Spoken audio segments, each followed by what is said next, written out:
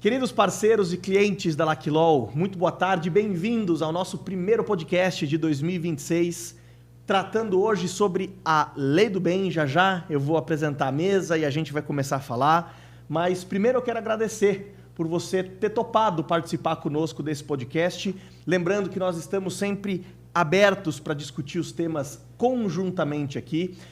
Vai aparecer na tela já o QR Code para você entrar no nosso grupo de WhatsApp.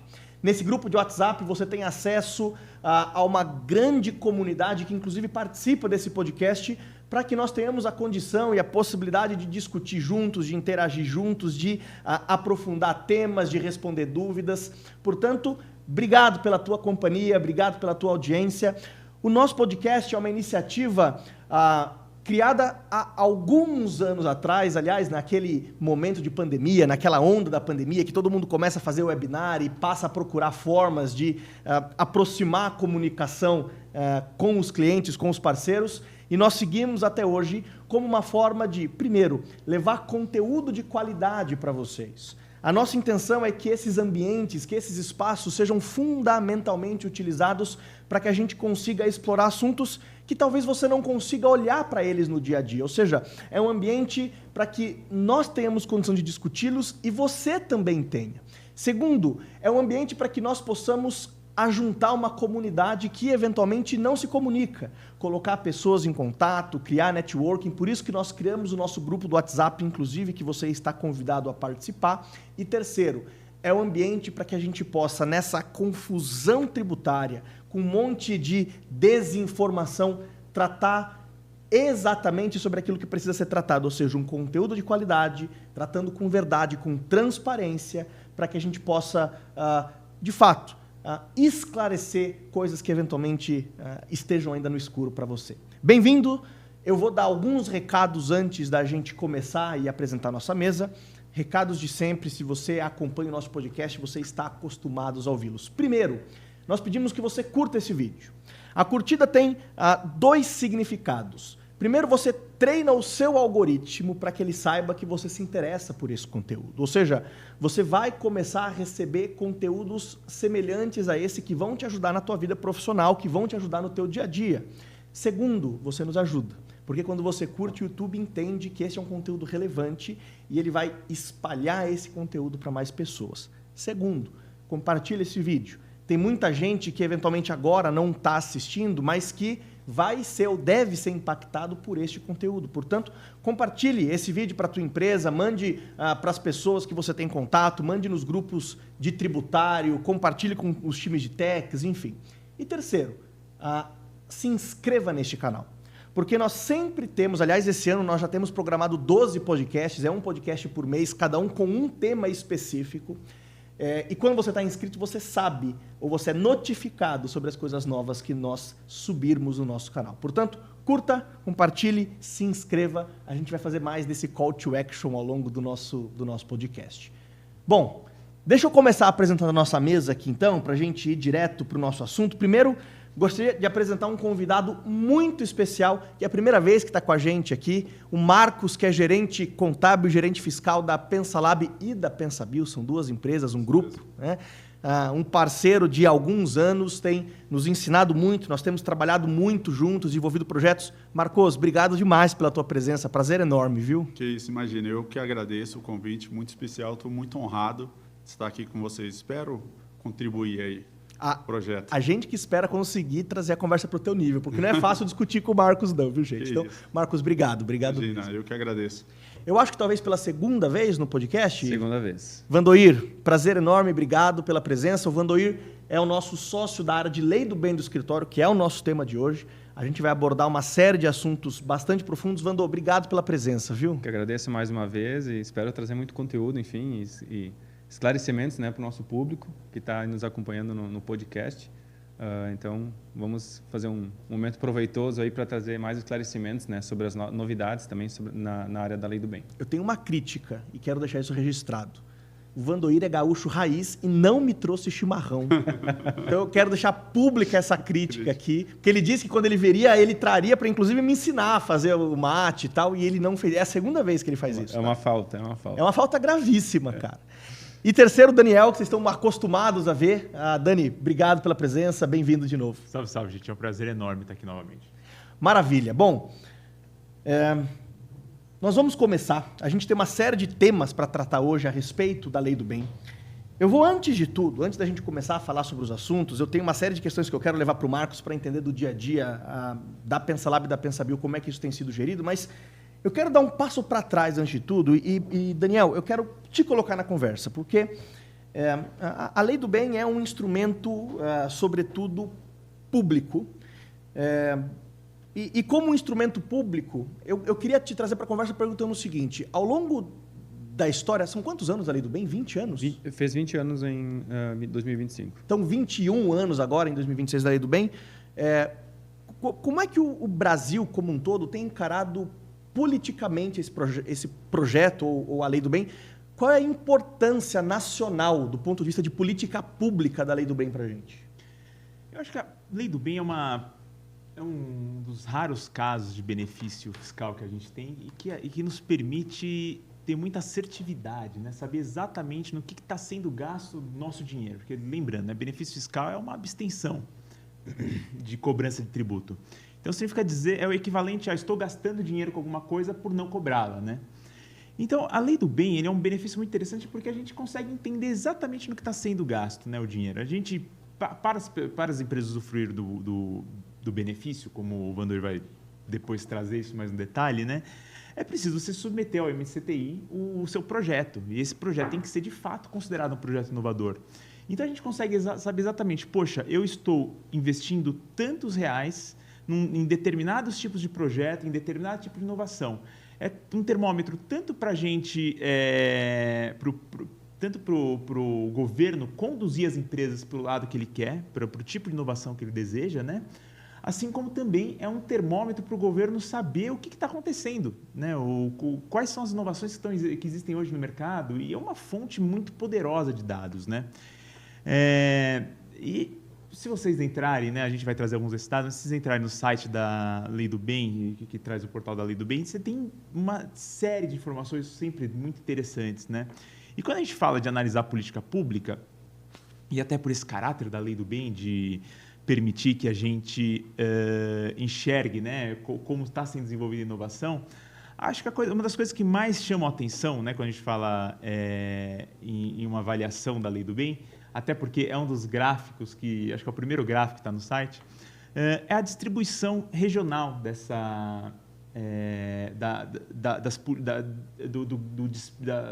do dispêndio, né, da Lei do Bem, ou seja, de onde ela está deixando de cobrar.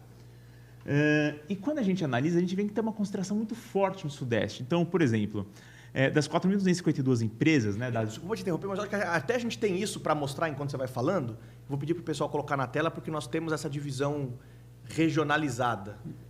Não é esse quadro, não é esse quadro, acho que é esse aí. É esse aí. Exatamente. Então, como vocês podem ver, né, na região Sudeste, a gente tem 2.231 empresas que submeteram o projeto Lei do Bem. Quando a gente olha, por exemplo, a região norte, a gente tem 72 empresas. É uma diferença gritante. Mas é uma diferença provocada pela Lei do Bem? Não. Isso aqui é um farol, né? Isso aqui mostra um pouco da nossa desigualdade regional. Então, é uma política pública que permite esclarecer, né, que, por exemplo, da onde vem essa desigualdade? Né? Muito provavelmente vem de uma questão de infraestrutura, que é muito mais ausente nos estados do norte do país. Quando a gente pensa... em termos de Amazônia, né, tem poucos investimentos. Belém recebeu um grande investimento para a COP, mas eu acho que desde do ciclo da borracha não se investia tanto na cidade. Você pensa também em formação de redes locais, né? A inovação ela conversa muito com... Por isso que a inovação geralmente se dá em polos, né? Por isso que a gente fala de Vale do Silício, porque a inovação você precisa respirar a inovação. Você precisa ter essa vivência da inovação. Um ecossistema. Um ecossistema, excelente palavra. E falta isso, né? Nós temos alguns polos, né, no estado de São Paulo, temos polos espalhados pelo Brasil, mas no norte, eu particularmente não conheço nenhum polo específico de inovação. Tem a Zona Franca de Manaus, né, que concentra alguma coisa que devem ser as poucas empresas que estão nesse... As 72 devem estar todas lá, provavelmente. Então, e pensando, né, é um polo industrial, né, se a gente for pensar, não é um polo propriamente de inovação, é um polo muito voltado à industrialização e que aproveita um benefício que, se a gente for pensar também em termos de relevância, nem é dos mais relevantes para a Zona Franca de Manaus, que já tem um grande ganho, né, de imposto de renda. E a questão de formação também, né? Então, o Norte, eu falo por experiência própria, por ter uma esposa que veio do Pará, ele exporta muito cérebro. Então, as pessoas tendem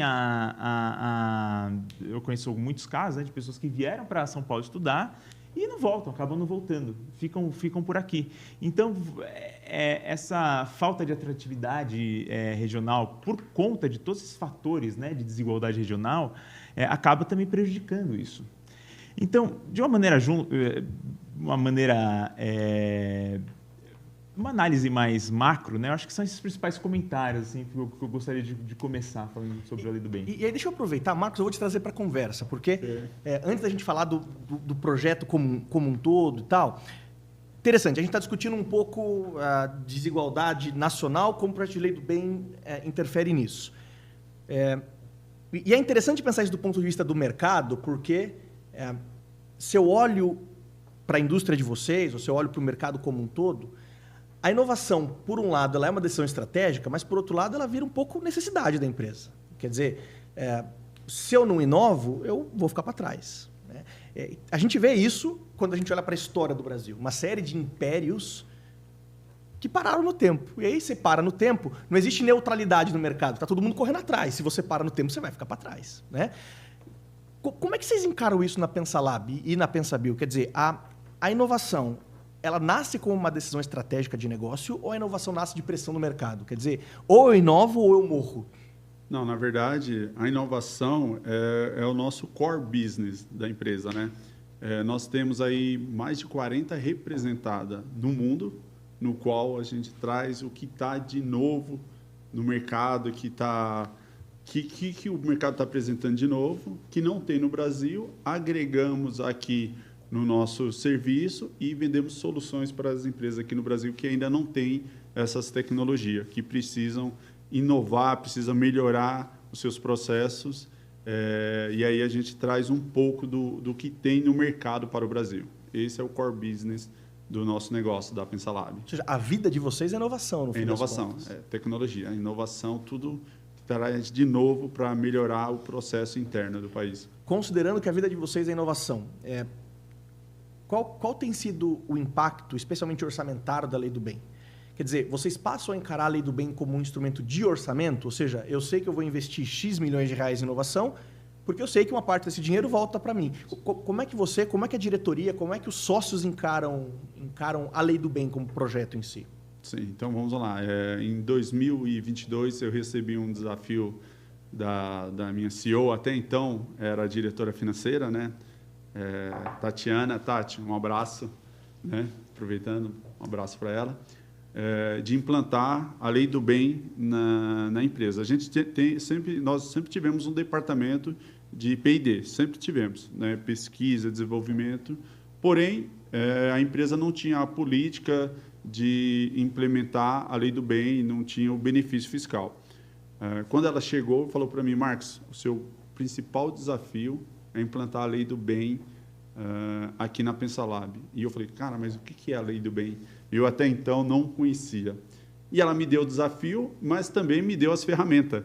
Falou: vou te apresentar o pessoal da Laquilol, especialistas, e vão te dar todo o suporte, apoio que você precisa aí para implantar a Lei do Bem aí na PensaLab. Falei: perfeito, então vamos para cima. E aí fui pesquisar, diversas reuniões com o pessoal, fui entender o que era a Lei do Bem, e falei: cara, isso é o nosso negócio, é inovação. Isso aqui se enquadra perfeitamente na PensaLab. Hoje em dia, a gente tem um departamento exclusivo de pesquisa e desenvolvimento, tá? No qual a gente evidencia todos os custos, tudo separadinho, inclusive para atender as exigências da Lei do Bem, tá? E faz parte do nosso budget. Hoje nós sabemos quanto que nós temos projetado de retorno, qual mês que vai vir esse retorno. Vira parte do orçamento. Vira parte do nosso orçamento. Muito legal. por política da empresa, a empresa é extremamente conservadora, é uma das qualidades que eu mais admiro na empresa. A gente só imputa projetos que a gente acredita que tem 0% de risco e o retorno a gente já tem programado para isso já casar com o período de dezembro, um fluxo de caixa mais apertado, você precisa mais de dinheiro para poder arcar com as responsabilidades no mês de dezembro. Então, um projeto que está incorporado hoje à PensaLab, já está incorporado ao nosso budget. Né? Sabe que eu acho isso muito legal, porque, veja, o Brasil, todo mundo sabe, não é nenhuma novidade, que vive um caos tributário. Né? Tem um líder tributário, inclusive, que eu gosto muito, que tem um podcast que ele chama de Manicômio Tributário, enfim. Eu acho muito, muito interessante.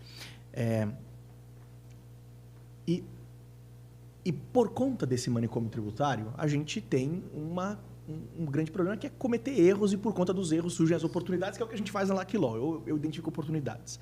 Mas a lei do bem não está muito nesse campo, porque a lei do bem, ela na verdade aparece como um instrumento de orçamento mesmo. Isso eu acho muito legal o que você está dizendo. Quer dizer, eu incorporo na minha rotina da empresa, sabendo que eu preciso das inovações, eu incorporo a ciência de que eu tenho X% que eu sei que volta para mim e tal. Exatamente. E isso eu acho muito legal, porque, de fato, isso vira parte do budget. Eu vou planejar o meu ano pensando em inovação. E aí, voltando para o Daniel, por que eu acho isso também legal do ponto de vista de política pública? Porque quando a empresa sabe que ela tem X milhões de reais para voltar, é óbvio que ela inova mais. E você tocou num ponto fundamental, né, que é previsibilidade.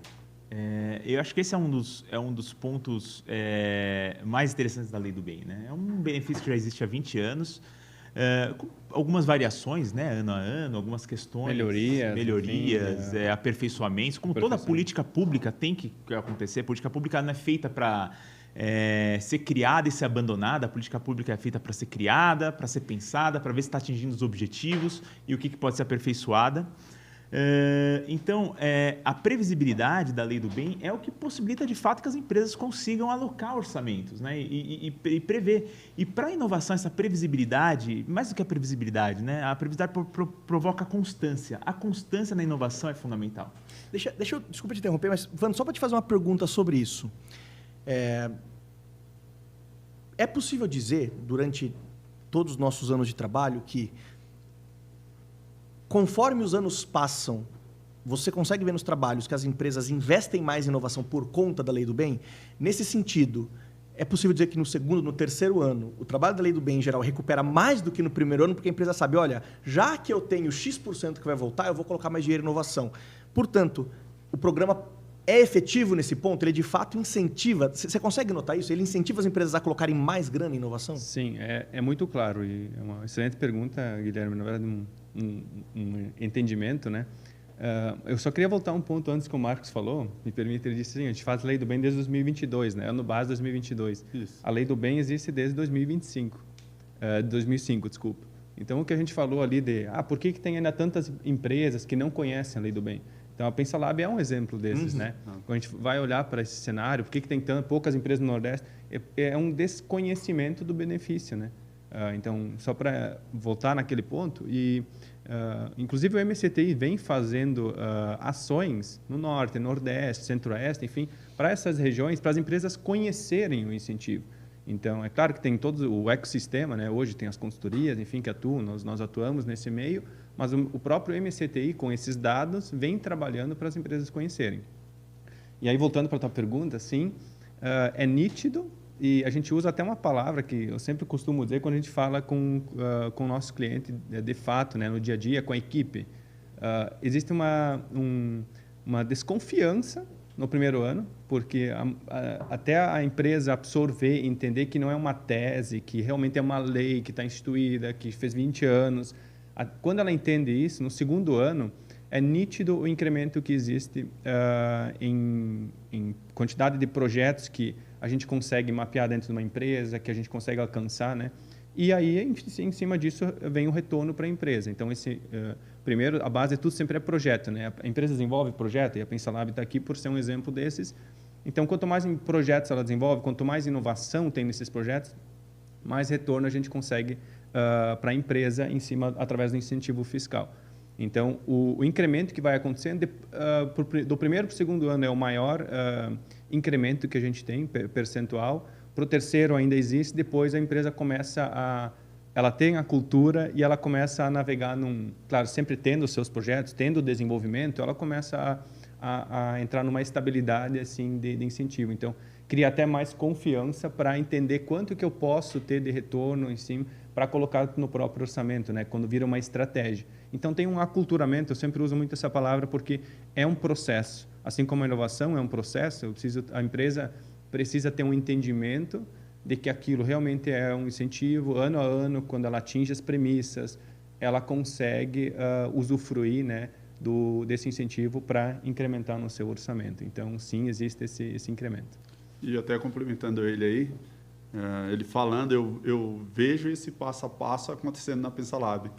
Tem um projeto da Lei do Bem, 2022, preconceito. Cara, mas o que é isso? Não, vai tomar tempo, demanda, é algo...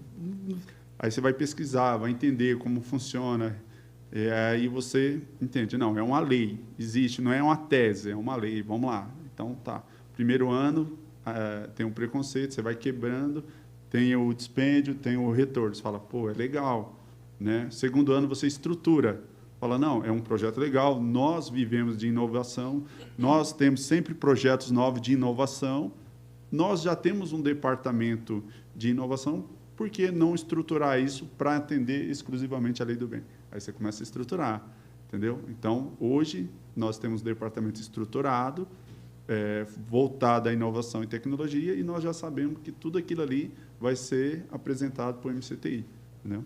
Você consegue dizer que vocês passaram a investir mais por conta da Lei do Bem, não? Passamos a investir mais, não, mas passamos a investir melhor. Talvez investir melhor. Com mais...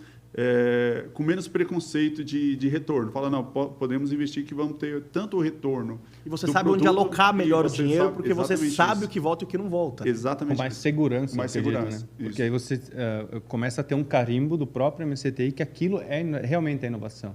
Então, quando a empresa está estruturada, que nem ele comentou, ela começa a ter uma visão de que realmente é reconhecida por um órgão, né, por um ministério federal, que aquilo é inovação que a empresa faz, que é desenvolvimento tecnológico que ela está trabalhando.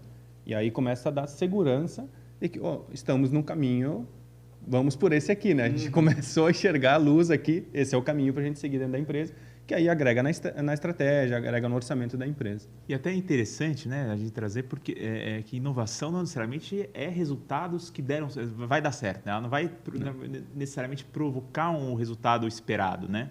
Ela provoca aprendizado. Sempre para aprendizado e muitas vezes também o resultado. Mas para essas hipóteses em que ela acaba não provocando o resultado esperado, pelo menos você tem uma diminuição desse dispêndio que você teve para essa inovação, né? Eu sempre lembro do que você falou, Daniel, da cultura americana, né? Eles dizem assim que a gente deve errar rápido e barato. Só que no dia a dia nem sempre isso acontece. E as empresas têm um receio em falar dos seus fracassos. Nós, enquanto seres humanos, a gente não gosta de falar, a gente gosta de falar dos nossos sucessos, do que a gente, enfim, dos nossos títulos, né? A gente fala falando antes de futebol, a gente não gosta de falar do título que a gente perdeu, a gente quer falar do título que a gente ganhou, né? São as memórias que a gente cria. Mas os títulos que a gente perdeu são importantes para que a gente Exato. construa o título. Exato. Então, pegando essa analogia nas empresas, quando a gente chega e diz assim, isso que você falou, Daniel, eu quis pegar esse gancho, que assim, esses projetos é onde as empresas muitas vezes investem muito dinheiro, muito recurso, e ele se perde, porque ele não vai, é um produto, alguma coisa que foi criada, uma inovação, que não foi a mercado. Na verdade, ela nem se tornou uma inovação porque não foi a mercado. A teoria diz que para se tornar uma inovação, ela tem que ir a mercado. Ela tem que ter retorno financeiro. Então, quando a gente olha para isso, as empresas têm um receio muito grande, elas têm vergonha. Nós, enquanto seres humanos, né, nós somos humanos e profissionais, não tem como desassociar isso. Elas não querem falar dos seus fracassos. A gente diz, não, eu quero saber dos seus projetos que falharam também, porque é aí que mora uma grande parte da receita que a inovação precisa. A inovação ela não acontece quando a gente olha para o mercado, tudo que acontece. A cada X produtos, foi sucesso. Os outros todos, não aconteceu nada com eles. Se gastou muito recurso, muito orçamento, se dedicou, mas nada disso se tornou um produto, se tornou uma inovação, foi ao mercado. Então, é exatamente esses produtos que têm risco tecnológico, que é o que a lei do bem exige, né? Tem a questão de sim, se tornar uma inovação tecnológica, mas tem o risco tecnológico. E o incentivo fiscal, ele vem muito no sentido do governo compartilhar o risco tecnológico. Tem risco aqui nessa inovação? Eu vou compartilhar contigo. Então, por isso que tem a estatística ali. Então, a cada R$ 4 e alguma coisa que as empresas investem hoje, a gente vai entrar nesse tema mais depois, mas já adiantando, o governo retorna só no incentivo. Então, as empresas têm um gasto muito grande. E por isso que a própria lei do bem ela é vista como um gasto estratégico do governo, não é entra nesses incentivos mais comuns, enfim, que são tão simples, né? Tem que ter, na verdade, a contrapartida da empresa é muito grande em cima disso. Deixa eu colocar um corte aqui, para você que está nos assistindo. A gente, está discutindo aqui estrategicamente o tema da lei do bem. Inovação, falamos de incentivo, falamos de critérios para inovação, como é que a lei do bem é tratada politicamente no Brasil todo, enfim. Mas eu quero colocar um corte, e jogando de novo para você, Wando, para dizer o seguinte: muita gente que talvez esteja ouvindo está tendo a primeira vez, ou pela primeira vez, contato com a lei do bem agora. Então, vamos agora dar um passo para trás. Eu fiz de propósito isso para a gente discutir ainda no nível, no high level, e agora aí descendo, de maneira simples e rápida para quem está nos ouvindo, para a gente entrar nos detalhes. O que é a lei do bem? Certo, vamos lá. Vou tentar ser um pouco breve, né, mas bem simples para que todo mundo que acompanha entenda. É o discurso que eu sempre falo. Quando eu vou para uma reunião inicial com um cliente, é o que eu busco colocar, bem simples. A lei do bem é hoje o maior incentivo à inovação tecnológica no Brasil, onde ela busca incentivar projetos que tenham relação com um produto, um processo ou um serviço inovador. Minimamente, ele precisa ser novo para a empresa. Pode ser, e esse é outro grande ponto que a gente enfrenta quando a gente vai falar de inovação numa empresa, é a visão de que só o que é disruptivo, o que é inovador, aquelas inovações totalmente disruptivas, digo, não, a gente tem que olhar o que é o dia a dia da empresa. O que a empresa faz para melhorar os seus produtos, os seus processos, os seus serviços. E, além disso, a gente precisa conseguir identificar, dentro desses projetos, risco tecnológico. O que é isso? É quando tem uma incerteza técnica. Não pode ser óbvio, trivial. Então, aquilo que a empresa faz no dia a dia, o que é processo produtivo, não é inovação. Aquilo é processo produtivo que a empresa é trivial, que a empresa já consegue dominar. O conhecimento daquilo ela já possui. É aquele novo, aquilo que gera incerteza, que ela precisa buscar conhecimento para desenvolver. Só para te interromper, mas para fazer uma pergunta importante nesse sentido. Você está usando a palavra novo, mas você disse que tem que ser novo para a empresa.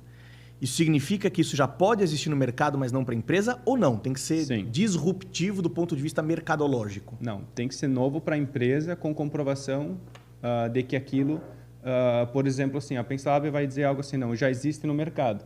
Mas, para nós, a gente fez um benchmark no mercado, não existe algo que atenda à nossa necessidade. Então, eu fiz um diagnóstico e entendi que não tem algo que atenda à nossa necessidade. A partir disso, eu crio algo novo, minimamente novo para a empresa, por isso que eu digo minimamente para a empresa, porque para a PensaLab não existia, mas no mercado já existia uma solução, só que para a necessidade da PensaLab aquilo não existia. Então, a própria lei do bem, a teoria, diz isso, né? Então, novo minimamente para quem? Para a empresa, a gente vai subindo, né? Escalando. Para a empresa, para o seu segmento, para o mercado, a nível nacional ou a nível mundial, que se torna disruptivo.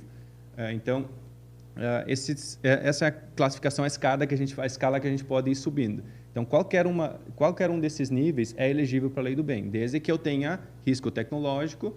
E outro ponto importante é que eu consiga comprovar, enfim, ou esclarecer, né, justificar ganhos de qualidade, competitividade e produtividade. Então, minha solução, o que eu desenvolvi, o que eu melhorei, tem que conseguir apresentar isso na solução que eu estou desenvolvendo, que eu estou defendendo como inovadora.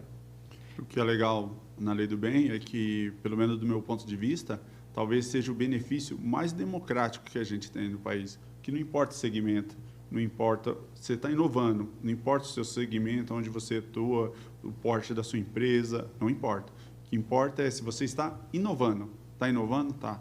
Consegue comprovar? Consigo. Ok, então você tem direito ao benefício fiscal. muito legal mesmo, entendeu? Não está ligado a um lobby de mercado. E aí eu complemento ainda, quando a gente fala de soluções, a gente tem duas, eu gosto de usar como referência, porque o próprio MCTI usa, Marcos, também, são 2 manuais de referência. O principal deles, que a gente fala para P&D, é o manual de Frascati, que o próprio MCTI usa, inclusive nos pareceres, quando a gente analisa, né, lá está a justificativa por que é ou por que não é elegível para a lei do bem, ou precisa, às vezes, de um detalhamento maior. Vem lá a justificativa de acordo com o manual de Frascati, que é o manual referência de P&D no mundo. E o segundo é o manual de Oslo, que é o manual de referência no mundo para a inovação tecnológica. Então, a gente tem essas 2 referências. E aí a gente fala de qualquer segmento, sim, Marcos. Então, a gente tem ali, falando de P&D, a gente pode falar de qualquer segmento, desde que tenha realmente comprovados ali o risco tecnológico e que aquilo é uma inovação tecnológica. Vamos falar um pouquinho disso, porque eu acho uma coisa interessante. Então, Marcos, você disse agora há pouco que vocês são super conservadores. Isso. O que significa que vocês levam para o projeto da Lei do Bem ou para o benefício da Lei do Bem aqueles projetos que vocês têm certeza de que vocês podem levar. Isso.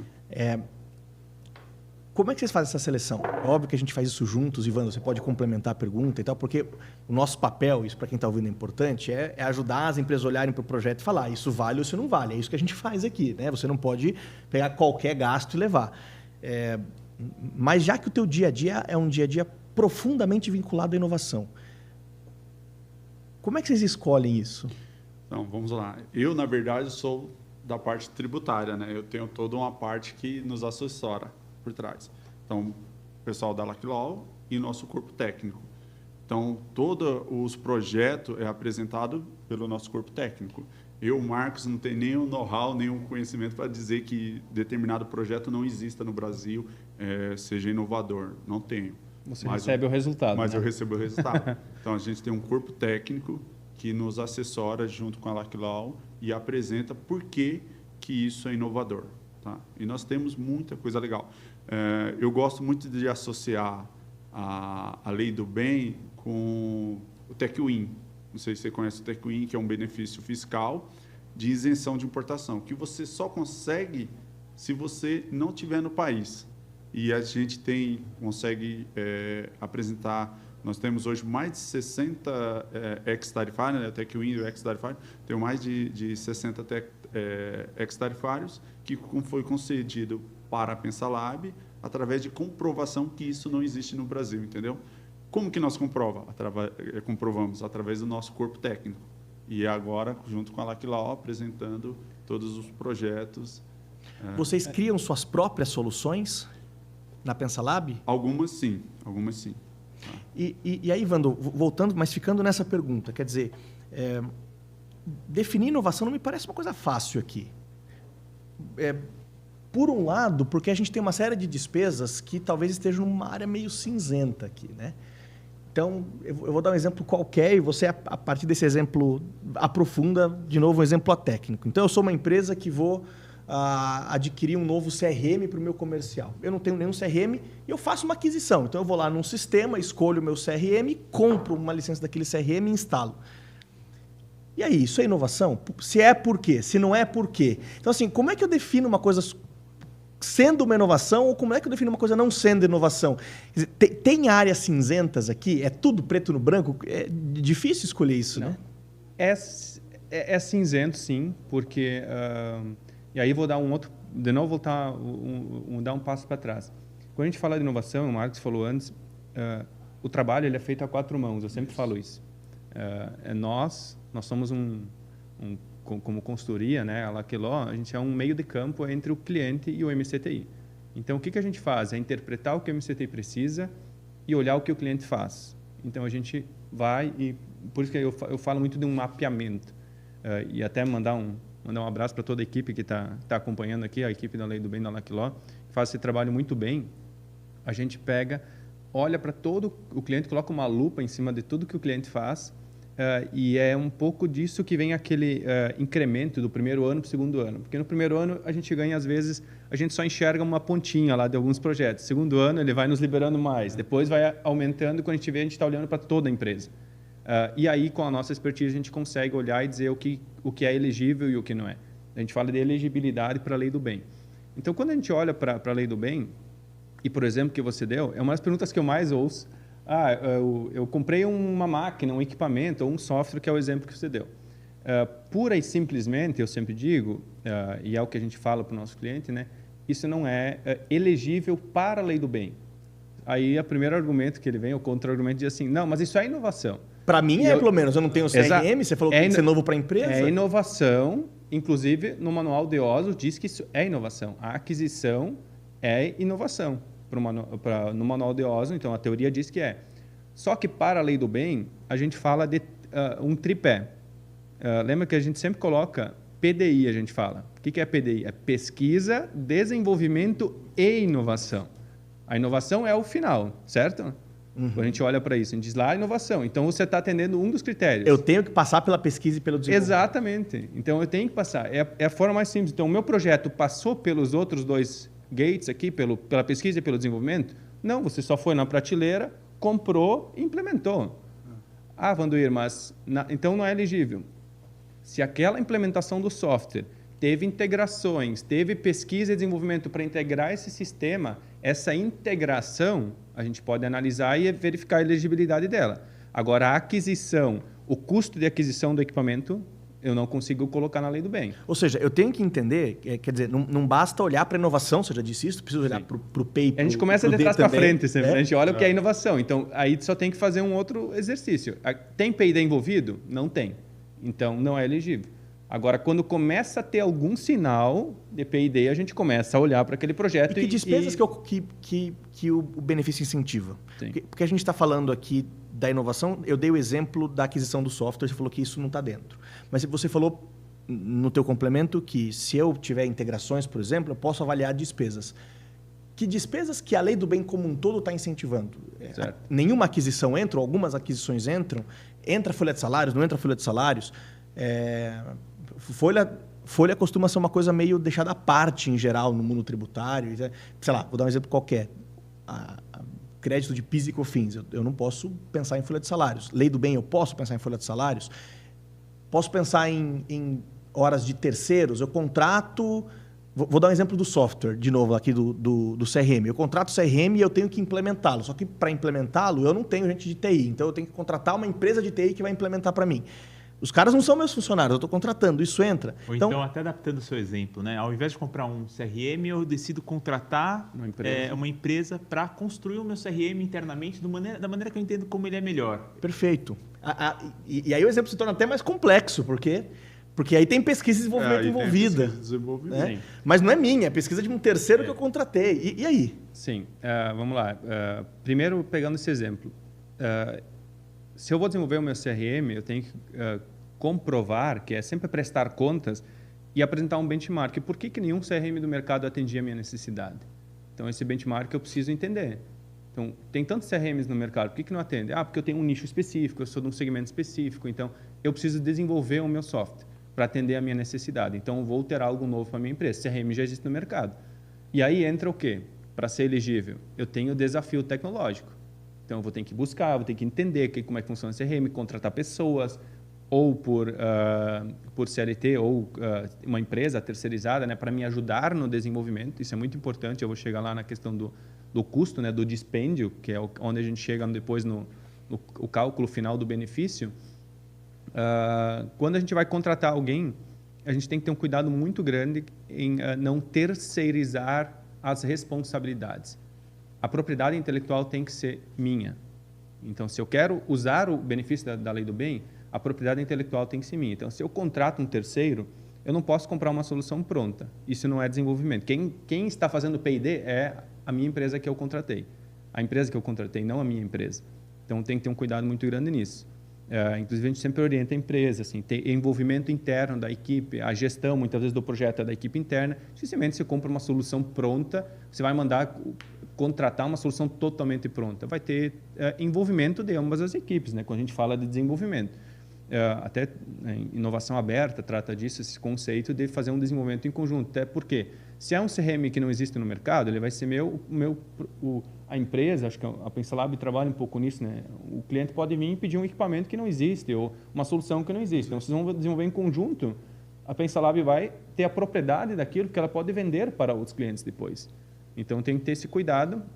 Eu posso defender os meus custos, os meus dispêndios com aquele projeto. Quais são os meus dispêndios com o projeto? Então, se eu não posso ter, por exemplo, quando eu compro um equipamento, você falou ali sobre contratar uma empresa para ajudar a implementar. Essa implementação tem desenvolvimento? Ela tem P&D? Ou ela é só uma implementação? Eu venho, instalo o software nas máquinas, configuro e era isso. Se é só isso, não tem elegibilidade. Agora, se eu tenho desenvolvimento de software envolvido para fazer integração com outros sistemas, porque hoje a gente fala de SaaS, né? Software as a Service, a gente tem várias conexões ali, cada software tem as especialidades, né? O trabalho virou isso, o software também acompanhou, não é mais um software que faz tudo, então a gente vai acoplando soluções. Então, para fazer essas integrações, eu tenho que ter pesquisa, desenvolvimento, porque o que é uma pesquisa de desenvolvimento em TI, por exemplo? Não é só desenvolver a integração, mas esse software está funcionando? Qual é o tempo de resposta de uma consulta no sistema? Ele está respondendo bem? Qual a latência que eu tenho nesse desenvolvimento? Nessa integração? Qual é o tempo de resposta entre a consulta do dado e a resposta? Qual é o nível de carga do meu banco de dados que ele consegue receber? Então, tudo isso tem que ser desenvolvido para que funcione bem, para que no dia a dia não crie um gargalo na minha operação. Então, isso envolve pesquisa, para chegar nesse ponto e dizer, não, esse aqui é o nível correto, essa é a configuração correta que a gente tem que fazer no desenvolvimento. E com isso tudo que eu citei, o que eu tenho envolvido? Falando no mercado de software, na indústria também, o Marco até pode complementar depois, mas geralmente a lei do bem, ela olha para 4 conjuntos de dispêndios. O principal deles é a folha, que existe para outros serviços não existe, é a folha. Porque a gente fala de pesquisadores, a gente fala de P&D, a gente fala de pesquisadores. Inclusive, tem um gatilho no cálculo, que se você tem um incremento de pesquisadores, depois a gente vai aprofundar nesse cálculo, você consegue aumentar a exclusão fiscal e, consequentemente, o benefício efetivo da lei do bem. Então, você tem os pesquisadores. Quem pode ser pesquisador? Somente CLT da empresa. Então, eu posso contratar terceiros, mas para ser considerado pesquisador para aquele incremento, eu só posso usar CLTs, minimamente com um nível técnico, médio para cima. Então, eu tenho que ter essa caracterização do meu RH, da minha folha. Então, eu vou olhar para um projeto, o projeto é elegível, o passo a passo. O projeto é elegível? Sim. Quais são os custos envolvidos nesse projeto? Eu tenho RH, folha, né, envolvido, então ali tem as rúbricas que a gente analisa dentro, que acho que no detalhe. Aí, depois disso, sim, você falou contratei empresas, contratei terceiros. Hoje a pejotização, né, também existe. Também posso, desde que respeite a regra que eu falei antes. Eu não estou terceirizando o meu desenvolvimento. Isso é muito importante. Tem a ver com propriedade intelectual. Tem que ser minha. Tudo. Então, eu posso contratar, porque muitas vezes acontece o quê? Como o projeto, às vezes, é muito disruptivo, eu não tenho esse conhecimento na minha empresa. Eu vou contratar um profissional, uma empresa que vai desenvolver uma parte de uma solução para que eu consiga realmente concluir o meu projeto. Então, isso faz sentido, é reconhecido e eu posso contratar. Além disso, Marcos, eles como indústria, tem materiais também envolvidos. Isso. Não é compra de licenças, enfim, mas materiais em etapas de testes, por exemplo. Indústria tem muito, que são os testes, os lotes piloto, insumos para fazer testes, para chegar no produto final depois, pleno para ir para a produção, né, para a venda. Então, quando eu tenho todos esses materiais, esses insumos ao longo do caminho, também eu posso, desde que segregados em contas contábeis específicas, tudo tem que ter todo esse rastreio, né, que a gente sempre orienta os nossos clientes a fazer, eu consigo também aproveitar.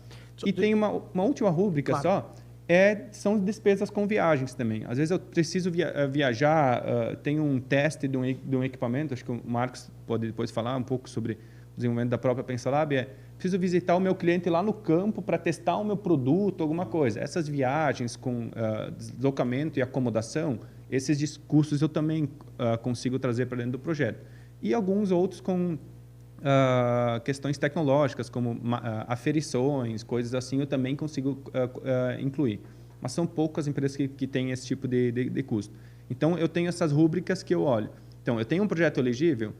Primeiro, eu digo assim, me dá tudo que tu tem de custos relacionados aos teus projetos, a esses projetos. Todo ano, então, o RH tem que ter um timesheet, ou seja, tem que ter ali quantas horas trabalhou, um percentual de dedicação para que a gente chegue depois nas horas, né, que foram gastas naquele projeto. E depois a gente monta toda essa parte do projeto que vai ser submetida para o MCT. Só queria concluir. Não, esse espetáculo. Marcos, deixa eu te fazer uma pergunta. Como é que é esse rastreio, esse lastro fiscal para vocês? Porque você precisou que vocês tenham um time técnico, óbvio, que olha para a técnica dos projetos. Isso. Mas eu preciso ter esse lastro fiscal. Isso é bem documentado? E outra pergunta, vocês passaram a pensar essa documentação antes do projeto? Porque em 2022 eu olho só para o passado, quando você começou a fazer. Eu chego e falo assim, cara, eu tenho que trabalhar com o que eu tenho. Isso. Mas depois que você olha para frente, eu falo, eu preciso ter um certo lastro, porque tendo esse certo lastro, eu sei o que eu preciso para o projeto. A Lei do Bem mudou alguma coisa na forma de vocês terem esse lastro internamente? Não? Mudou a tua rotina fiscal? Não, sim, mudou. Antes do projeto, até 2022, o nosso departamento de P&D ele fazia parte do meu centro de custo técnico. Então, eu tinha um centro de custo técnico. Independente se era projeto de inovação, se era um projeto de atender um cliente, se era tudo um único centro de custo. Tá?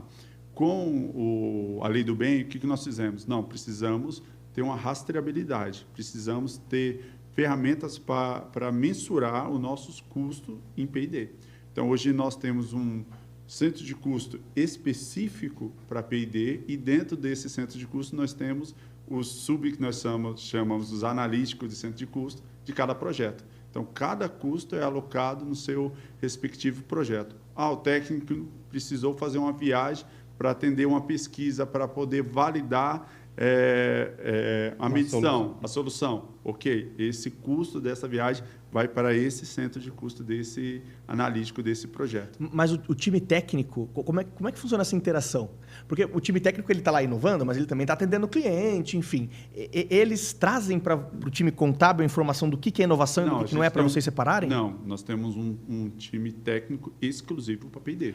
Você tem um time técnico que é só de P&D hoje em dia? Isso. Hoje nós temos um corpo de colaboradores exclusivo para Vocês contam com terceiros também, não? Vocês têm contratação de consultorias externas ou de PJs? Ou o teu time é todo PensaLab? O corpo técnico é todo PensaLab. A gente tem uma consultoria externa, às vezes, para validação, para medição, para calibragem, entendeu? Aí a gente contrata alguns serviços externos. Mas o corpo técnico é 100% PensaLab. Muito legal. Vando, isso entra? Contrato uma empresa externa para me ajudar na medição, para me ajudar no controle de qualidade. Isso está dentro das despesas de Lei do Bem? Sim. Quando essa contratação, de novo, ela não é para desenvolver o meu produto por completo, ela é um auxílio. A gente tem que olhar dessa forma. Ela vem para complementar o meu projeto, não para desenvolver todo o meu projeto. Então, às vezes, quando o cliente diz assim, eu tenho um projeto tal, assim, contratei terceiro. Mas tem envolvimento da equipe de vocês? Não, a gente só contratou, eles entregou a solução pronta. Esse é o limiar, aquela zona cinzenta lá que tu falou antes, que eu tenho que ter um cuidado. Porque tem que ter essa rastreabilidade por causa dos próprios questionamentos. Você tem que defender isso para o MCTI. Então, tem que ter uma lógica por trás disso. Quando o MCTI olha para projeto, quem avalia esses projetos são pareceristas com larga experiência do MCTI nas áreas técnicas específicas. Ele tem conhecimento. Se eu desenvolvi um equipamento ou uma solução, ele vai olhar para aquilo e vai dizer assim, não, mas não faz sentido a forma como isso aqui foi apresentado. Por que a empresa contratou um terceiro, sendo que ela tinha equipe interna? Não, eles contrataram um terceiro porque a equipe interna não tinha esse conhecimento, essa capacitação técnica que esse terceiro precisava, que era fundamental para que o projeto fosse validado e concluído. Então, sempre tem que olhar nessa composição, porque do outro lado, o MCTI também está olhando para isso. Então, ele vai olhar com essa visão. Então, tem que bater. Sabe quando você diz assim, olha para o projeto, é a mesma coisa, você vai aprovar um orçamento. Diz, não, mas isso aqui não faz sentido. Quando você começa a ter conhecimento na área técnica, você diz, não faz sentido. Vou desenvolver um software, está cobrando X, mas, na verdade, não faz sentido isso aqui. Tu consegue fazer com meio X. Então, eu preciso ter um cuidado muito grande com isso. Então, esse é o nosso trabalho no dia a dia, toda a equipe. Você tem alguns cortes no meio do trabalho, então Sim, você precisa ter alguns cortes, né? E a gente, exatamente, é o trabalho a quatro mãos que a gente falou. A gente orienta, e com isso acontece o aculturamento. O cliente vai entendendo isso e aí ele vai investindo esse próprio retorno. O MCTI busca o quê? Que a empresa continue contratando pesquisadores. Então, o retorno que ela está tendo, o incentivo, é para continuar investindo em inovação, em P&D, para continuar desenvolvendo os seus produtos. Continue aumentando a sua equipe, por isso eu tenho um incremento de pesquisadores que aumenta a exclusão fiscal, para que a empresa sempre aumente a quantidade de pesquisadores ano a ano, e aí ela consegue ativar os gatilhos para um incentivo fiscal maior lá no final. Sabe o que me... Vai lá. Não, eu queria pegar um gancho da fala do Vandoir, porque tem uma coisa que me chama a atenção. Você está falando muito sobre aculturamento e sobre como o benefício vai aumentando ao longo do tempo, né? Eu vou fazer uma pergunta diferente, Marcos. Se fosse começar tudo de novo, o que você teria feito diferente? Se fosse começar tudo de novo, o que eu teria feito diferente, hoje eu me prepararia para separar os custos do que eu vou ter que justificar lá na frente. Porque nos primeiros anos é muito difícil. É muito mais fácil. Entendeu? No primeiro ano é muito difícil, porque assim, você tem um colaborador, tá, mas como é que eu provo que aquele cara ele só trabalha para P&D? Eu não provo. Agora não, eu provo porque ele tem um centro de custo específico para P&D. Ele é um pesquisador, o currículo técnico dele é específico para isso, entendeu? Para determinada área que ele está inovando. Hoje nós temos, não sei te dizer o número exato, assim, mas vamos lá, 10 pesquisadores, cada um tem um currículo específico para aquele nicho que ele está inovando, entendeu? Então, eu organizaria melhor os custos para poder defender melhor o dispêndio. Entendeu? Sabe o que me impressiona muito, cara, nessa avaliação que a gente está fazendo, que é voltando ao que você estava discutindo lá no começo, Daniel, me impressiona muito o fato da gente estar discutindo um benefício que é federal, um benefício que, se a gente pensar com cuidado, tem que ser do dia a dia das empresas. O que eu quero dizer com isso? Veja, uma empresa que não está inovando, ela está destinada a morrer. Morrer, exatamente. É batata, assim. Uma empresa que não inova é uma empresa... Eu não sei quanto tempo isso vai demorar, mas é uma empresa que está destinada a ficar para trás. E quando a gente olha um pouco os grandes números, eu vou até pedir para o pessoal colocar na tela, quando a gente olha um pouco os grandes números, a gente vê... Veja, a gente vê uma curva de crescimento desde 2006, que foi o primeiro ano da Lei do Bem. A lei é de 2005, primeiro ano efetivo é em 2006.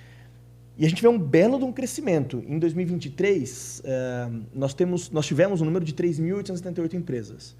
2024 saiu um número, acho que não está no gráfico Eu até ainda, tenho aqui, 4.2, né? Isso, 4.2. Teve mais um incremento de umas 400 empresas.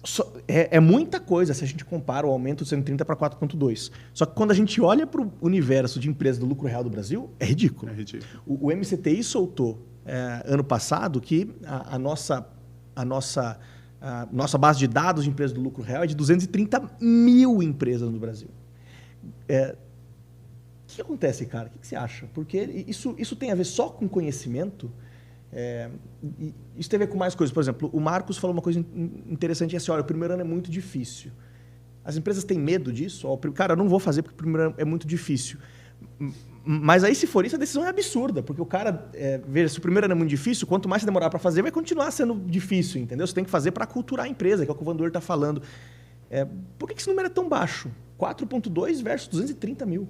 Eu acho que tem um aspecto de cultura interessante. Eu estava olhando o gráfico e ele me chamou a atenção em relação a isso. Quando a gente olha, o único ano que tem uma queda é 2015. A gente lembra que em 2015 a gente teve uma crise econômica relevante no Brasil.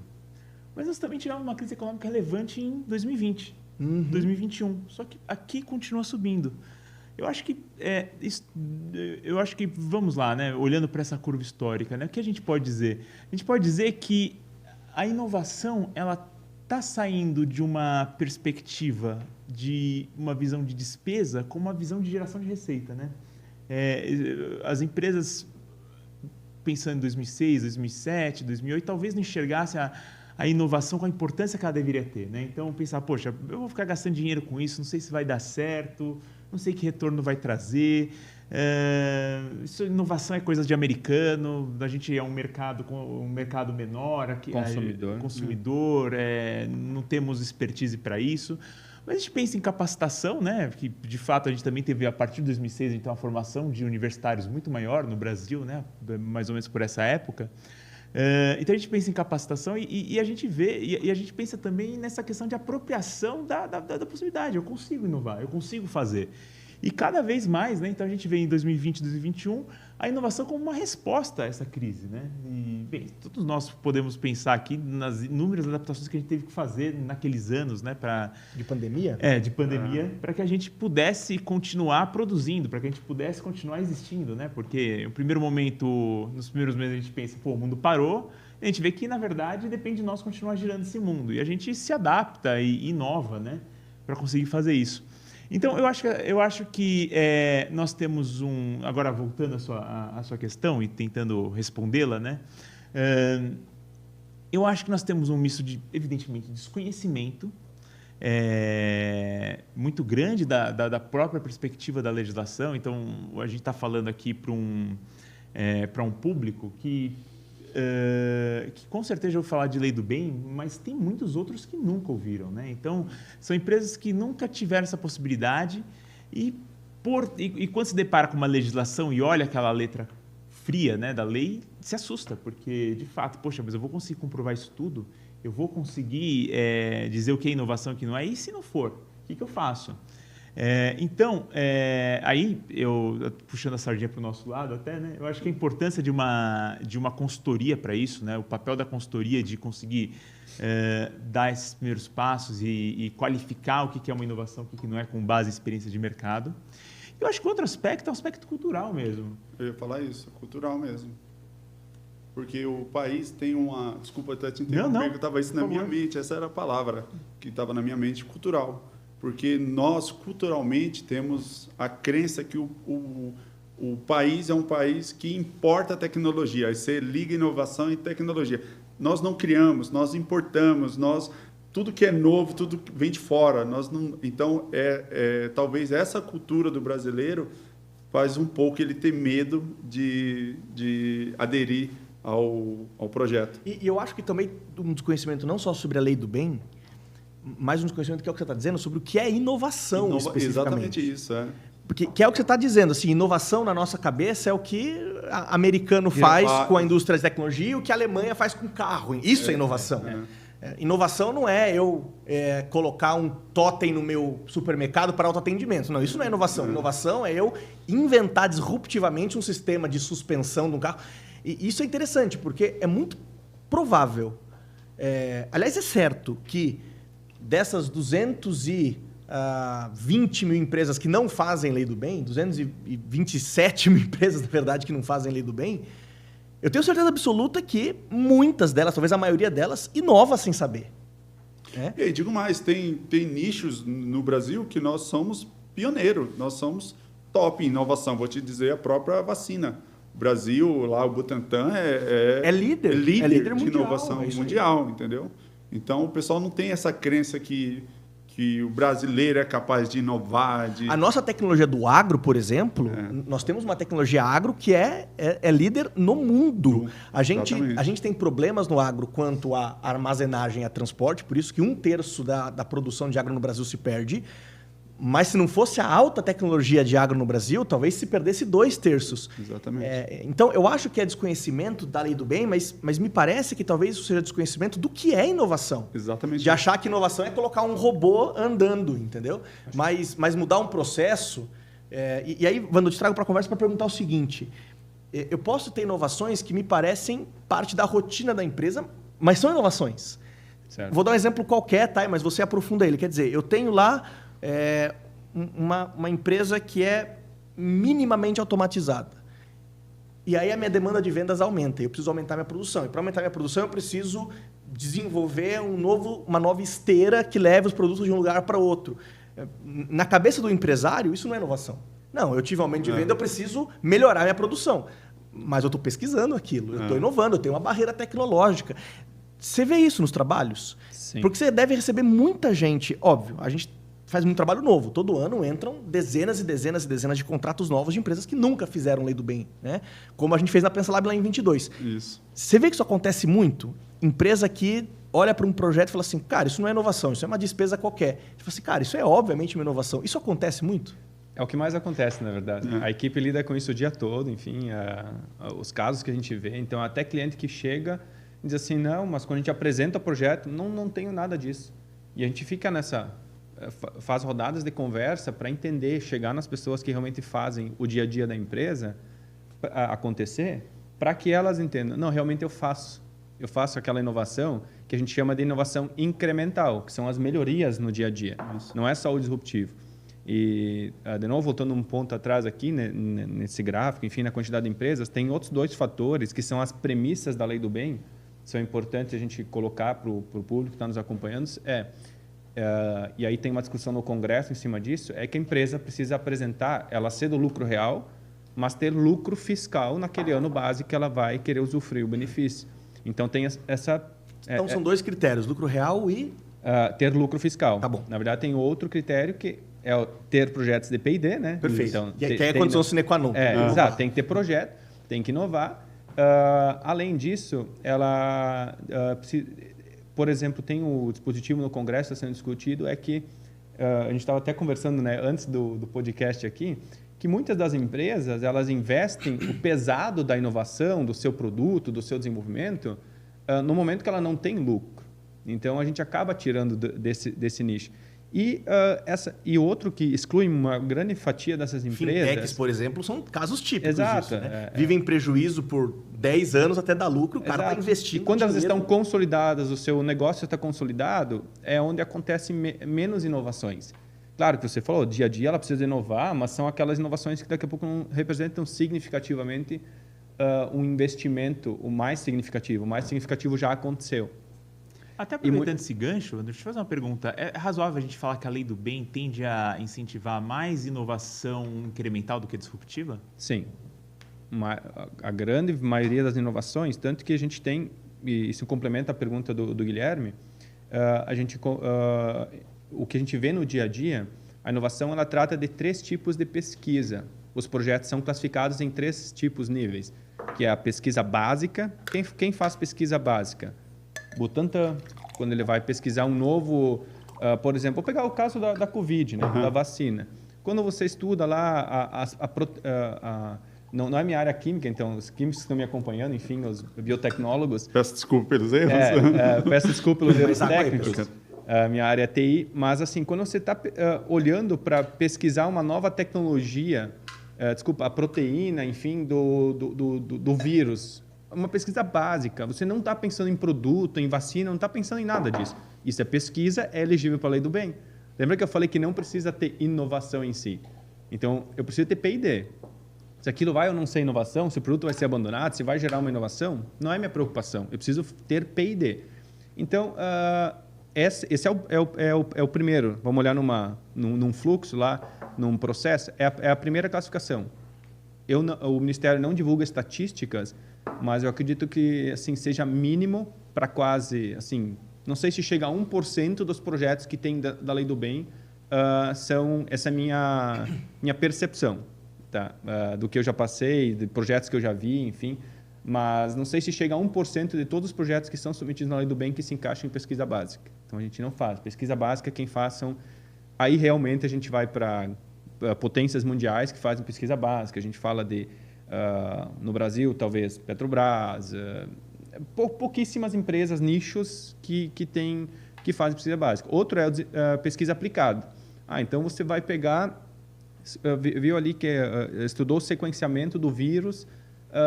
vou tentar ver se uma vacina eu consigo desenvolver uma vacina a partir uma vacina consigo desenvolver, fazer com que o que eu estudei do comportamento do vírus consigo fazer alguma coisa para aplicar aquilo em algo.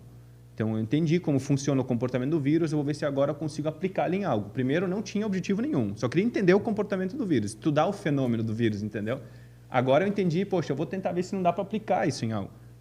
Aí talvez a gente sobe um pouquinho mais, um percentual. Mas a grande maioria dos nossos projetos, e que eu entendo da Lei do Bem, ainda não teve uma divulgação estatística em cima disso, mas eu acho que a gente poderia ter, e vai ter logo, se enquadra em desenvolvimento experimental.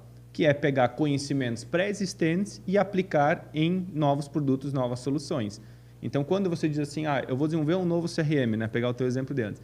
Eu tenho conhecimento de TI, os meus desenvolvedores sabem fazer software, então eu vou pegar o conhecimento deles de software, eu só vou pegar o que já existe no mercado de CRM e vou pegar a minha necessidade específica e desenvolver dentro do CRM. Então, eu já tenho conhecimentos pré-existentes para o mercado de CRM e estou desenvolvendo algo novo para a minha empresa que já existe no mercado, mas para a minha empresa ainda não. Então, eu tenho uma inovação mínima para a minha empresa. Agora, o dia a dia, o incremental, acontece dessa forma também. Então, eu tenho problemas na minha empresa que eu estou resolvendo todo dia. Se eles envolvem pesquisa e eu desenvolvo algo para resolver aquele problema, não vou lá simplesmente comprar soluções, tudo isso que eu estou fazendo se enquadra e pode ser elegível para a lei do bem. Agora, então, isso eu acho que eu não inovo, porque isso é uma coisa importante. A gente estava discutindo desconhecimento, e aqui está o centro disso. Por exemplo, o caso do Marcos... Eu vou dar um exemplo. Manda. Vou dar um exemplo. Bom, em 2023, nós apresentamos 5 projetos. Né? Juntou o nosso corpo técnico e apresentamos 5 projetos para o pessoal da Laclaw. E aí um dos nossos especialistas, o José Rodrigo, abraço José, ele falou assim, cara, eu tenho um outro projeto aqui, mas esse não se enquadra, esse não é bom não se enquadra porque nós não estamos inovando, nós apenas melhoramos. Né? No Brasil, o pessoal, é uma análise química, tal, ele falou assim, no Brasil, o que tem, analisa 20 mil, faz 20 mil amostras por hora, e agora nós estamos conseguindo fazer um que faz 50. Mas não é algo novo, só melhoramos. Como não é algo novo? Então, entendeu? Então é um incremento, entendeu? Volto na questão conceitual que eu falei antes. Lembra? Melhoria, eu consigo comprovar melhoria de qualidade, produtividade ou competitividade? Eu me tornei mais... Eu consigo agregar qualidade na melhoria que com a melhoria que eu fiz, eu consigo agregar qualidade? Eu consigo agregar produtividade? Ele acabou de dar a métrica. Isso. Entendeu? Então, é isso. E foi o nosso melhor projeto. Olha que legal. Foi o melhor projeto que mais teve dispêndio. E aí, isso é uma coisa importante, porque assim, não existe barreira quanto a segmento, enfim. Quer dizer, a lógica é, você precisa, se você não fez trabalho de lei do bem, você precisa, pelo menos, fazer um diagnóstico. Isso é fundamental. O diagnóstico é fundamental. É fundamental.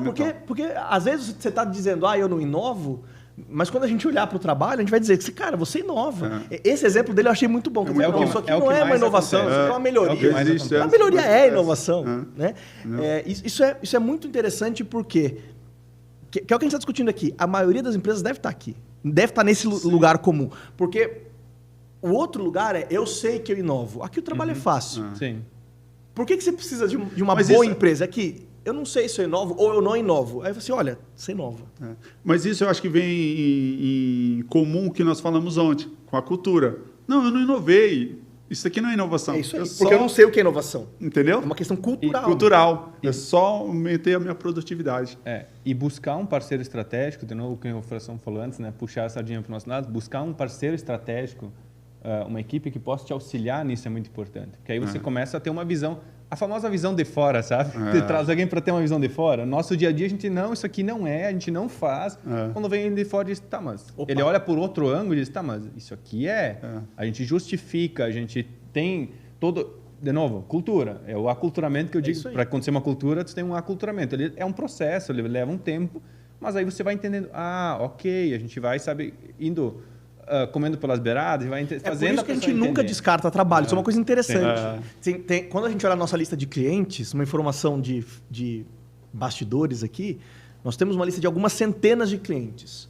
Vários deles a gente faz o trabalho e naquele ano nós não temos resultado. A gente encerra o trabalho? Nunca. Esse cara todo ano vai ser contatado para fazer de novo o trabalho. É muito comum. A gente olha no primeiro ano, não tem oportunidade. Olha no segundo, tem. Olha no terceiro, aumentou. Olha no quarto, tem mais ainda. Vamos aproveitar um pouco esse ensejo para falar um pouco de como é que eu faço o cálculo disso, porque, então, veja, né? Indo do macro para o micro. Discutir política pública, discutir o que é lei do bem, sei que incentiva a inovação, discutir o que é inovação, quais são os critérios, não precisa ser disruptivo, pode ser incremental, melhoria entra, né? Tá bom, como é que eu junto essa salada, transformo esse bando de legume, de coisa numa salada bonita e apetitosa? Então, quer dizer, vamos discutir um pouco o cálculo disso. Sei que é um benefício Ok, para imposto de renda. ICS. ICS, IRCS. Como é que eu olho, Vandoco? Qual que é o meu cálculo? Eu sei que a gente tem na tela um exemplo também Sim. de Cálculo. de cálculo. Mas conta um pouquinho pra gente. Eu vou Tem depois... três aí, 60, 70, 80, enfim, explica um pouco a lógica disso. Vou tentar ser bem simplista também, depois eu vou mostrar aqui o exemplo, mas como é que se olha, de novo, indo do top fazendo um macro top-down. pro micro, assim. Isso, um macro para o micro. A gente falou do que é elegível, pegou os projetos, então de novo voltando, pegou os projetos, olhou o que é elegível, olhou todos os custos relacionados aos projetos que eu tive, olhou o que é elegível e o que não é, separou. Ok, agora eu sei quanto eu gastei com os meus projetos, certo? Eu sei lá quanto que eu gastei no ano com os projetos de Lei do Bem. A Lei do Bem, todo ano, na verdade a gente fala sempre do ano base anterior, mas ela é submetida por MCTI, a nova portaria que saiu no ano passado, agora aumentou o prazo, era 31 de julho, o prazo oficial passou para 31 de agosto. A gente submete as informações do ano base anterior. Eu sempre faço uma analogia, diga que nem o teu imposto de renda para a pessoa entender. Você manda no ano seguinte as informações, fecha o ano e depois manda no ano seguinte as informações. Então, o prazo passou para 31 de agosto. Então, ok, peguei todos os meus custos que eu tive com o projeto. Então, essas despesas, elas são despesas operacionais. Elas já são excluídas da base de imposto de renda, de imposto CS lá na minha apuração.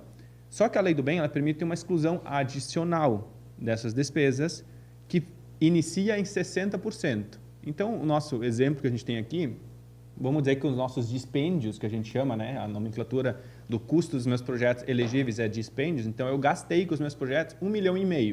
Eu tive um custo. 60% desse R$1,5 milhão me dá um adicional de exclusão de R$900 mil na minha exclusão, na minha apuração.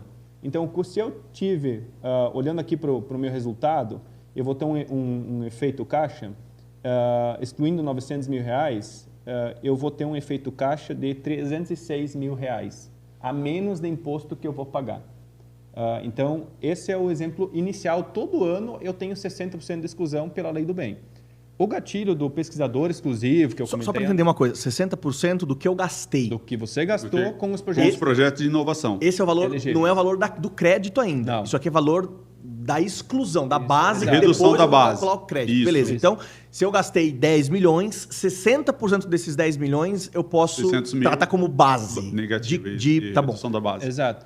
Aí você... Aqui é a discussão da exclusão, por enquanto. Isso. Exato. Aí você tem essa exclusão de 60% dentro da sua apuração. Olhando para os gatilhos de incremento de pesquisador exclusivo que a gente falou, que são os CLTs... Antes de falar disso, só falar uma coisa. Depois eu calculo IR, é isso? Primeiro, você tem lá a apuração. Não, mas eu excluo... Para ficar no 60% ainda, a gente fala do incremento. Eu tenho 60%, o que eu vou fazer? Eu vou pegar os 34% de IRCS e vou calcular sobre 60%? Isso. É isso. Ou seja, Aí se eu tenho 10 milhões, eu pego 6 milhões, sobre esses 6 milhões eu calculo 34%. Exatamente. Exato. O resultado disso é o que eu tenho de crédito. Exatamente. E esse crédito, o que eu faço com ele? Eu peço de volta, Ele vai já ou direto ou seja, se você faz em tempo real, como a gente disse, você já desconta o efeito do IR direto. Isso. Mas, por exemplo, temos duas formas. Igual ele falou, Isso. você já desconta do IR, tal. Nós, da Pensalab, a gente não trabalha assim porque a gente lembra do conservadorismo? Sempre que a gente encerra o ano, apura tudo certinho, depois nós pagamos o imposto cheio, Tá. imposto de renda cheio, tá? Depois nós apresentamos o projeto para o MCTI e aí nós pegamos este valor e compensamos nos impostos do... Vira caixa para vocês Vira caixa, nesse sentido. vira Ou seja, caixa, exatamente. se você tem lá, eu não sei quanto quer fazer essa conta, mas 34% de 6 milhões. Dá Exatamente. X. Isso. Esse X você vai aproveitar Vamos com pegar outros tributos federais. Exatamente. Em Vira vez de você caixa, pagar 1 milhão, você paga zero, porque você está compensando o Comp crédito. E o crédito PIS, COFINS e IPI. Perfeito. Corrigido Entendeu? pela Selic. Sempre lembrando que esse crédito, dessa forma de operacionalização, é corrigido pela Selic. Quando Legal. você Ainda faz- tem mais essa aplicação financeira aí. É aplicação financeira É mesmo. aplicação Exato. financeira. Então, é representativo. Então, ou você faz direto, né? Esse aqui é o reflexo direto, ou porque daí você já deixa de pagar, entendeu? Ou você depois faz as retificações da sua apuração, coloca o valor retifica as obrigações acessórias. Isso. E aí você tem o crédito para usar para pagar impostos de tributos federais. Perfeito. O que eu queria falar, então, para ativar os 70% e 80% de exclusão... Como é que eu pulo de faixa? Isso. Na verdade, na Lei do Bem, a gente pode chegar a 100%, passar de 100%, atingindo outras questões, mas são muito raros esses gatilhos que as empresas conseguem atingir. O básico de exclusão é esse aqui. Então, 70%, você precisa ter um incremento de um ano para o outro. Mudou, no ano passado o MCT mudou a regra, agora você pega o seu estoque em 31/12. Quantos pesquisadores exclusivos você declarou no ano base anterior? Eu declarei 1. Agora, no próximo ano, eu incrementei um pesquisador à minha equipe, exclusivo. O que é um pesquisador exclusivo? Minimamente 80% de dedicação em projetos de P&D, naqueles projetos que você está defendendo, então a dedicação dele tem que ter sido no mínimo 80%, mas geralmente passa, enfim, chega a quase 100%, porque essa pessoa é dedicada, né? Então a P&D, e ela tem que ser no mínimo um técnico de nível médio para cima. Então, pesquisadores e CLT. Não pode ser um PJ, por exemplo, não pode entrar nessa conta. Isso eu nunca declarei, porque você falou que eu tenho que ter um incremento. Então, você começa com um incremento anual. Você tinha 0 e foi para 1. Né? Perfeito. Então, porque eu nunca declarei, então se eu declarar 1, já estou incrementando. Exato. Então, mas por que 70 e 80? Porque se você tem um incremento de até 5% nessa conta, porque tem empresas que têm 10, para ter um incremento de 5, começa a aumentar. Tem empresas que têm 50 pesquisadores exclusivos, então a conta aumenta. E 1 para 2 é muito fácil, tem um incremento de 100%, né? Mas se você tem um incremento de até 5%, você ativa os 10% adicionais que vai para 70%. Então aqui sua exclusão já aumenta, de 900 mil, né, nesse exemplo, vai para 1.050.000 e o seu benefício efetivo vai de 306 para 357 mil. É um belo aumento. E o seu efeito caixa, olhando do investimento de 1,5 milhão, passa a ser de 20,4% para 24%, o seu efeito caixa. Lembra que vocês, vou olhar para o meu orçamento, quanto que eu vou ter de economia no final aqui, né? Agora, se eu aumentei mais que 5% os meus pesquisadores exclusivos dedicados aos projetos, eu ativo o gatilho de incremento de 20% de exclusão. Aí eu vou para 1,2 milhão de exclusão, olhando para esse exemplo, eu tenho 408 mil de efeito caixa, ou seja, 27,2%. Empresas bancárias e seguradoras têm uma alíquota de ICS diferenciada, então esse incentivo, o benefício líquido, passa a ser ainda maior. Então, esse valor aqui, os 306, é 34% desses 900 mil. Os 357 é 34% do 1,5 milhão. Esses 900 mil é os 60% da despesa toda. Isso, da despesa. 1,5 milhão, 70%. Sempre é 1,5 milhão.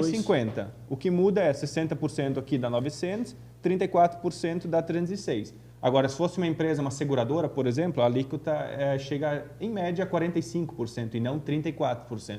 Então, seria muito maior aqui o retorno que ela teria. Ô, Vandy, agora fazendo... Só para não confundir aqui, né? Então, a gente teve aqui nesse cálculo, a gente teve um investimento despesas de lei do bem no valor de 1,5 milhão, que na situação dos 80% representa 1,2 milhão, né? Com a redução de 20%. E a aplicação de 74%, na verdade, dá um efeito de caixa de 408 mil. Ou seja, 408 mil é 27,2% de 1,5 milhão. Exato. Ou seja, cada 1,5 milhão no patamar máximo, né? Nos 80. Cada 1,5 milhão que você tira do seu bolso, volta para o seu bolso 400. E lembrando o seguinte, que esse 1,5 milhão também já deduziu da base como despesa operacional. Como despesa operacional. Então, você está deduzindo 2 vezes. Por isso se chama exclusão adicional. Adicional. Se chama. E outra aqui, para olhar também, essa coluna total. Aqui a primeira coluna, quanto que eu teria pago de imposto sem lei do bem? 3.308.000. Chegando nos 80%, teria pago 2.900.000, que é a economia que eu tenho nessa linha de baixo aqui. Aqui eu teria 0, chegando lá eu teria 400.000 de economia dentro desse ano, desse exemplo que a gente está trazendo. E para você aumentar a exclusão ou não? Então, é diferente, por exemplo, eu tenho um técnico, um cara que é especialista técnico, tem uma formação técnica, e eu tenho um pesquisador que tem um doutorado. Sim. Isso contribui ou não? Essa diferença de formação, não. De formação, não. Ele, sendo minimamente um técnico nível médio para cima, ele já conta como... O que eu preciso ter é incremento. Isso aí, tem que ter um incremento dentro das características que a gente falou. O que muda, na verdade, não vai mudar em retorno financeiro. Claro que para a empresa, sim, ter uma pessoa mais qualificada, Sim, tudo. isso. Esse é o incentivo da própria Lei do Bem, né? Inovação tecnológica. Mas tem um retorno muito grande qualitativo para a empresa, para o projeto, né? Porque você tem um especialista na área, enfim, um pesquisador exclusivo na área. Então, esse é um ganho principal que às vezes a gente deixa de olhar, que é a força técnica que a gente diz, a robustez técnica. Então, quando eu defendo algo, o que é melhor? Eu defender um projeto, se tu me disser assim, é melhor eu defender um projeto para o MCTI com um pesquisador que tenha mestrado ou doutorado, ou com ou sem? Sim. Vou dizer sempre com, porque vai ser muito mais... o parecerista lá vai ter outros olhos para um projeto que tem uma pessoa relevante tecnicamente dentro da equipe. Olha só, a gente não, você acabou de falar sobre a área de captações, eu vou já usar essa tua fala para puxar uma mudança da Lei do Bem importante também, que eu queria que você abordasse. Porque quando a gente discute inovação no Brasil, nós temos projetos que são anteriores e posteriores à inovação.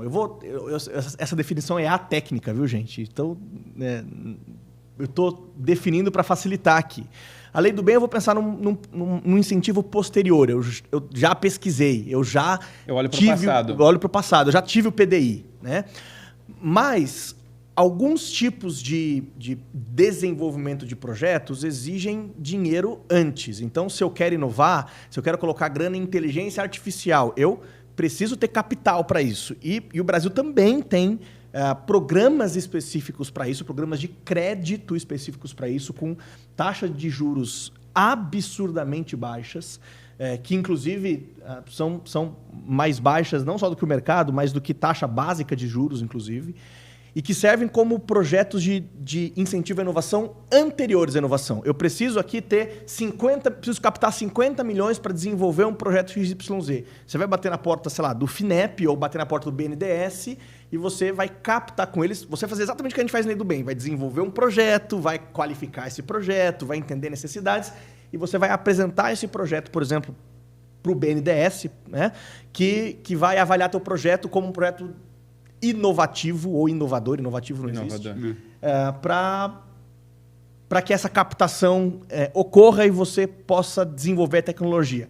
Abrindo um parênteses, tudo isso é um programa, ou são programas de políticas públicas, pensando que eu preciso desenvolver tecnologia nacional. Essa é a lógica, né? Chega de ficar, como você falou lá no começo, de ficar importando tecnologia, eu preciso desenvolver indústria, preciso desenvolver serviço, preciso desenvolver varejo. Fechando esses parênteses. E nós tivemos uma alteração importante fim do ano passado? Foi no ano passado. Que vincula esses projetos anteriores de captação à Lei do Bem. Né? Ou seja, se eu tenho uma captação vou lá no mercado e capto 50 milhões no FINEP, porque eu quero desenvolver um projeto de inovação. Me parece que isso automaticamente se enquadra para a Lei do Bem. A lógica é um pouco essa, né? Não é que se enquadra já. Toda parte daquele projeto que for elegível para a Lei do Bem, porque essas captações elas envolvem algumas rúbricas que a gente diz que não são elegíveis para a Lei do Bem. Então, você pode, inclusive, comprar algum equipamento por meio de captações. Entra, né, como rúbricas, eu falei de 4 para a Lei do Bem, para essas captações existem mais rúbricas. Mas eu só posso olhar, então, para o meu bolo todo que eu captei, para o que é elegível para a Lei do Bem. Se eu pegar aquilo e defender para a Lei do Bem, a partir do ano passado, na portaria que saiu em novembro, já vai ser automaticamente aprovado pela Lei do Bem, o projeto está aprovado pela Lei do Bem. Ele tem uma aprovação automática dos projetos que se enquadram. Isso, eles vão chamar... Está lá como vão chamar de fast track. Ele tem aprovação automática, tanto quanto o projeto que vai ter FINEP e Novacred, né? Embrapi, o contrato com a Embrapi, inclusive, de cooperação, o acordo de cooperação foi assinado na cerimônia de 20 anos da Lei do Bem, e também empresas de segmentos estratégicos que têm projetos na lei de TICs, que são eletrônica e semicondutores, que é a lei de informática. Empresas que atuam, são é um segmento muito reduzido no Brasil, né? De nicho, né? É de nicho, né? Segmento de eletrônica e semicondutores. Também esses projetos que já usufruem do benefício da lei de informática, porque eles também têm uma aprovação prévia por um órgão federal. Então, eles já passaram por essa avaliação, eles vão ter essa aprovação automática. Mesmo assim, eles têm que submeter para o Fórum IPD todo ano, eles podem passar aleatoriamente, eles já divulgaram isso por uma avaliação por sorteio, né? Mas vai ser simplificado. Qual é o entendimento? Não faz sentido um projeto que já passou por uma avaliação de inovação passar de novo por uma avaliação de inovação. Não faz sentido. Então, esse é o entendimento que se teve. É uma das melhorias que veio, né? Assim como outras, ao longo, a gente falou no começo, ao longo de 20 anos, a Lei do Bem vem sendo melhorada, né? O mecanismo. É uma melhoria que é substancial, que partiu do próprio Ministério, né? Para poder... entendo que vai melhorar muito o benefício, enfim, e atrair também mais as empresas para esse ecossistema de inovação. Então, você capta o recurso, desenvolve o seu projeto e depois você pode usufruir ainda da Lei do Bem para ter um retorno fiscal, um incentivo fiscal em cima desse projeto. Muito legal. Então, você vai meio que fechando o ecossistema assim, para poder cobrir todas as frentes. Muito legal. Pessoal, partindo para o final, eu vou pedir para cada um fazer uma fala específica aqui, rápida, para a gente encerrar. Marcos, se você tivesse que dar um conselho para o empresário, ou para o gestor, ou para o gerente, ou para o diretor sobre Lei do Bem, o que você falaria? Cara, a primeira coisa é você procurar parceiros, que faz total diferença, que conheça do assunto, da Lei do Bem, tá? Que conheça os detalhes, para se estruturar. Você tendo o parceiro se estruturando, o benefício ele agrega muito à empresa. Como eu disse, ele é um benefício democrático. Não importa o seu segmento, o que importa é se você está inovando. Inovou, o benefício vai agregar à sua operação. Vandô, como a nossa audiência é rotativa, como dizia o saudoso Zé Paulo, do Pulo do Gato, da Rádio Bandeirantes, muita gente que não estava no começo aqui está agora. Então, explique em 30 segundos o que é a Lei do Bem. Se você fosse explicar agora em 30 segundos para o empresário, o que você falaria? O famoso pitch elevator. É isso. A Lei do Bem é o principal incentivo à inovação tecnológica que a gente tem hoje no Brasil. Então, se você desenvolve inovação, aquelas melhorias incrementais no dia a dia na sua empresa, que envolvem, eu sempre falo também, capital intelectual, não é compra pura e simples de equipamentos ou uma licença ou um software, você provavelmente tem projetos e está deixando dinheiro na mesa. Tem projetos elegíveis para a Lei do Bem e está deixando dinheiro na mesa. Então, a gente quer conhecer esses projetos, nós da Lucky Law queremos conhecer, a equipe está pronta, está preparada para conhecer esses projetos e conseguir o retorno do incentivo fiscal para a sua empresa.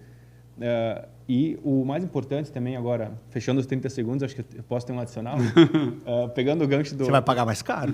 Pegando o adicional do Marcos aqui, ter um parceiro estratégico, eu vejo muito que no sentido de estar atento. A empresa, o Marcos, ele não se preocupa com a Lei do Bem no dia a dia. Ele se preocupa em fazer a inovação acontecer na empresa. Exatamente.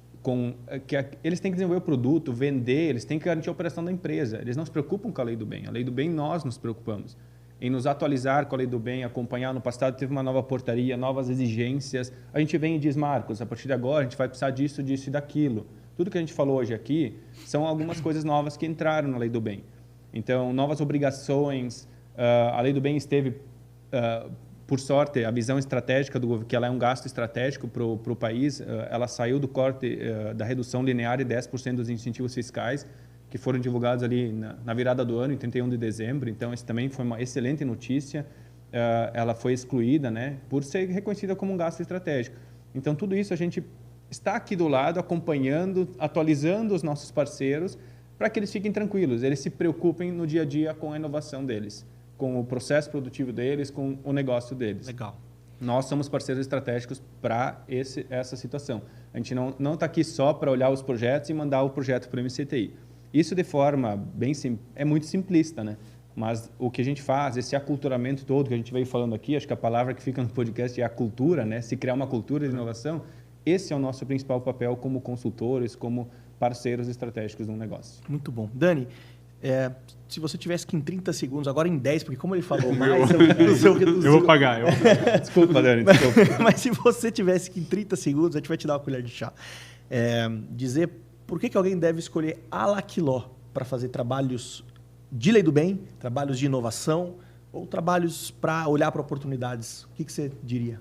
Eu teria diversos pontos para apontar a Lucky Law como uma excelente empresa. Poderia falar dos 30 anos, né, que a gente já tem de mercado, do quanto a gente tem de rodagem, né, de experiência em diversas situações, mas eu vou apelar para outro aspecto, que é a própria inovação. A Lucky Law é uma empresa que inova muito, é uma empresa que investe muito em inovação.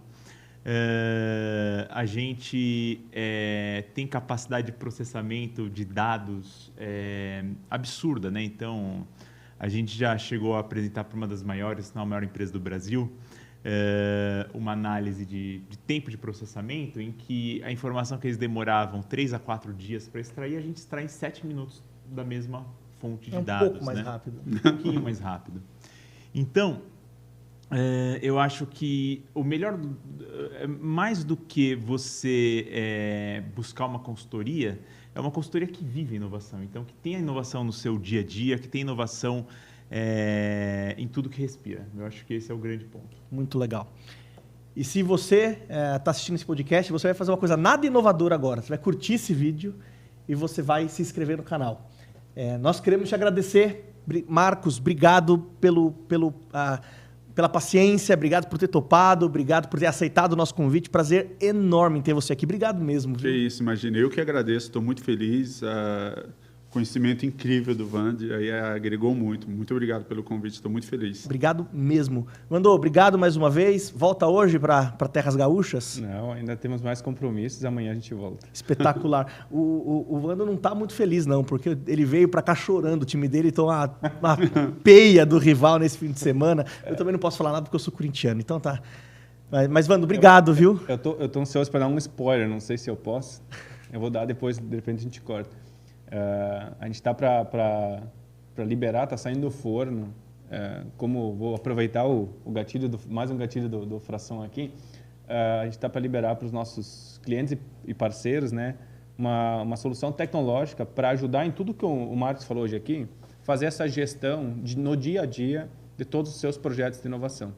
Então, está para sair do forno, então a gente pede para ter um pouquinho de paciência, que logo vai sair, até para atender tudo que o MCTI vem falando sobre rigidez, né? Então, ter um parceiro é muito importante para a gente ter a gente também se atender na questão da rigidez, segurança jurídica, falar sobre todos os aspectos, a gente vai conseguir entregar para ele uma solução que vai simplificar o controle dele no dia a dia dos seus projetos inovadores, daquilo que pode ser elegível ou não para a lei do bem. Muito legal. Então, mais uma inovação com carimbo Lucky Law.